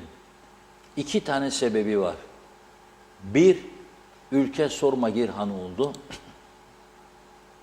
Ciddi bir önlem alamıyoruz. 2, cezalarımız caydırıcı değil. Hem cezalar caydırıcı hale gelecek, hem girişler, çıkışlar daha ciddi bir kontrol altına alınacak, hem de polis daha çok denetim yapacak bu ülkede. Gerekirse bütün araçlar, yoldan geçen, benimki de sizinki de dahil, durdurulacak. Yastık altları, koltuk altları, bagaj, her taraf yoklanacak. Beyaz çıkarsa da götürecek, kesici çıkarsa da götürecek. Başka türlü olmaz. Bakın Yeni Zelanda kadın başbakan bir haftada yasayı da geçirdi, silahları da topladı. Bizde orman kalmadı, bu kadar yangın. Çamlıbel yandı, Datlısu yandı, bütün ormanlık araziler. Beşparmaklar yandı. Abi izni verdik bu sene. Canlı kalmadı, orman kalmadı, canlı kalmadı. Demek istediler ki, gidin birbirinizi vurun. Veya hiç masum adam evinde otururken gidin atın onu vurun. Değemediler. 5 yıllığına durdurduk bu işi. Değemediler. Çok üzücü. Bu da siyasetin bizim ülkemizdeki temelsiz, ciddiyetsiz, çıkara dayalı kötü siyasetin bir sonucudur. Böyle geldi ama böyle gidemez. Gidemez. Hepimiz üzerimize düşen görevi yapalım. Biz burada konuşuyoruz ama siz de sadece bizi kötü adam rolüne koymayın lütfen. Sizler de kötü adam olun. Siyasilerin yanında kötü adam olmak iyi bir şeydir, kalitedir. Onurlu duruştur. Korkmayın bundan. Bakın, en basit bir şey, belirli hemen bildiriler protesto. Basın özgürlüğü, an demokrasi. 3,5 ay bizi kapattılar, kararttılar. Neredeydiniz siz? Kardeşlerim benim ya. Bu ülkenin bağrından çıkan, bu ülke halkının ezici bir çoğunluğunun izlediği, güvendiği bir kanalı, üstelik korona günlerinde 3 saat içerisinde 3 milyon üzerinde Kızılay'a yardım toplayan, halk için çalışan bir kanalı 3,5 ay kapattılar. Siz neredeydiniz ya? Kaç kişi, hanginiz geldiniz bizi ziyaret edip? 2 kez Cumhurbaşkanı Akıncı, o günlerde oydu Cumhurbaşkanı, aradı beni sağ olsun. Ne oldu, bir gelişme var mı falan, öyle o. 2-3 tane de milletvekili, birisi Angolemli Hakkını Yemem değerli dostumuz ve birkaç milletvekili daha kısa kısa konuştu. Bazıları da hatta hep yanımızda falan diyen başka ülkelere karıştırdı bizden bahsederken. Adımızı korktular ansınlar. Adımızı anmaktan korktular. Da bana soralar, siz şu bana ne? Ne basın özgürlüğü? Neyi konuşuyorsun sen ya? Yoktur böyle bir şey. Basın istismarı var, basın özgürlüğü yok. Bugünlük bu kadar. Bereketli yağışların devam etmesi dileğiyle ve daha güzel haberlerle yarın inşallah maşallah buluşmak dileğiyle hoşça kalın diyoruz. Bakın nasıl 2 gündür size Türk müziği dinletiyorum. Onun için piyango biletlerinin 200 talihlisi de bugün Diyalog Gazetesi'nde çıktı. Dün Funda Hanım'ın özel elbisesiyle gerçekleştirdiği Ömer Kadiroğlu'yla birlikte canlı yayını izleyemediyseniz geç kalmadan bulursanız alın bir gazete, 200 isim listesi var. Yer bulursak arkadaşlardan rica edeceğim. Yarın da verelim bu 200 kişilik listeyi. Çünkü bakın güzel radyo bulamıyorum. Erken tükeniyor onun için. Erken tükeniyor. Biraz daha baskıyı artırmak durumunda olduğumuzu biliyorum. Yapacağız. Bugünlük bu kadar. Yarın inşallah yine birlikte olacağız. Ağzınıza sağlık. Çok teşekkür ediyoruz. Ve programımızın sonuna geldik değerli izleyenler. Evet, bu akşam da yine bir hatırlatma yapmak istiyorum veda etmeden önce. Cemre Akar'la 360 derece seçim özel programında bu akşam saat 19.30'da UBP Lefke Belediye Başkan adayı Adil Özge var. Ve yine bu akşam 20.15'te de CTP Lefkoşa Belediye Başkan adayı Sıla Usar İncirli konu olacak sevgili Cemre Akar'ın. Tabii ki 18.45'te de Serkan Tetik'le ana haberimiz var. Bizi izlemeye devam edin diyorum ben. Yeniden görüşünceye dek hoşçakalın.